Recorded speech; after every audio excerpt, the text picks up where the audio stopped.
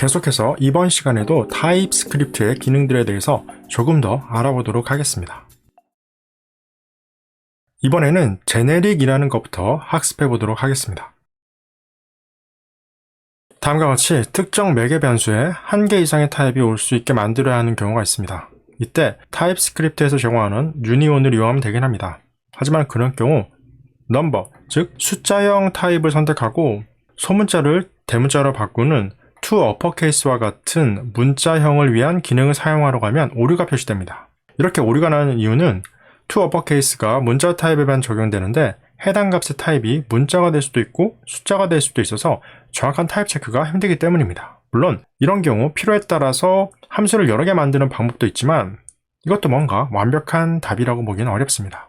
바로 이런 경우에 편리하게 사용할 수 있는 것이 타입스크립트의 제네릭입니다. 이 제네릭의 기본 사용 방법은 함수명에 hot 화살표를 만들고 이곳에 임의의 타입 변수를 정의하면 됩니다. 그리고 매개 변수나 return 값을 이 지정한 타입 변수로 이용해서 타입을 지정할 수가 있습니다. 즉, 타입을 함수의 매개 변수처럼 적용해 설정할 수 있게 되는 것입니다. 다음의 경우 hot 화살표 사이에 있는 t가 바로 제네릭입니다. 이 제네릭 타입의 경우 호출 시 필요한 타입으로 변경이 가능합니다. 호출 예를 보면 다음과 같이 상황에 맞게 인자값에 해당하는 타입을 설정한 것을 볼 수가 있습니다. 첫 번째는 스트링 형태의 인자를, 두 번째는 숫자, 세 번째는 불린으로 타입을 설정하고 이 타입에 맞는 인자를 넣어서 호출할 수 있는 것을 확인할 수가 있습니다. 참고로 예로 든 변수 타입 t의 경우 이렇게 단일 문자를 사용하도 되지만 실제 사용할 때는 변수나 함수명처럼 구체적으로 사용하는 것이 좋습니다. 제네릭을 이용하면 다음과 같이 함수를 호출할 때 타입을 지정할 수 있으므로 어떤 함수의 매개 변수나 return 값이 여러 가지 타입을 가질 수 있을 때 사용하면 매우 유용합니다. 또 배열의 경우 다음과 같이 배열 기호를 사용하거나 원래 이를 직접 써서 표현할 수도 있습니다. 참고로 이때 만약 length와 같은 배열에만 있는 기능의 경우 제네릭에서 배열을 표시하지 않으면 오류가 발생하게 됩니다.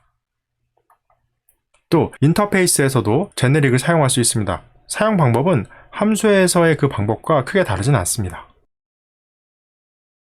그리고 서버 통신 등의 필수로 사용되는 프로미스의 경우는 이 제네릭이 기본적으로 사용된다는 것을 기억하면 좋겠습니다.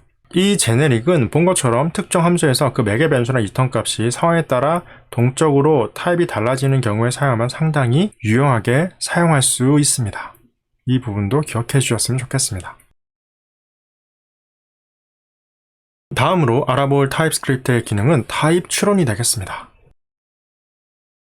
자, 이 코드를 잠시 살펴보도록 하겠습니다. 여기에 보시면은 create article이라는 어떤 함수가 있고 여기에 매개 변수로 id, 이메일, 콘텐트라는 값이 있고 각각 넘버, 스트링으로 타입이 지정되어 있는 것을 확인할 수가 있습니다.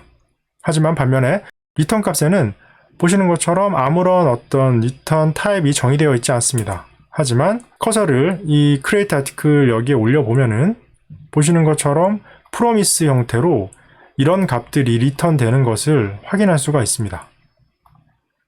그리고 다른 코드도 한번 좀 보면은 read article 1 이런 것도 보시면은 분명히 여기에 매개 변수는 지정이 되어 있지만 return 값은 비어 있는 걸 볼 수가 있습니다. 하지만 실제로 이제 이 코드를 보면은 지금처럼 타입스크립트가 이런 형태의 코드를 기준으로 해서 추론을 하는 것을 알 수가 있습니다. 즉 코드상으로 표현되는 타입이 명확하다면 타입을 지정하지 않아도 타입스크립트가 타입을 추론해내는 것입니다. 이 기능은 상당히 강력한 기능인데요. 이렇게 추론이 가능한 코드에서는 명시적으로 타입을 지정하지 않아도 된다는 것을 의미하고 잘만 사용한다면 개발의 효율성을 높일 수가 있습니다.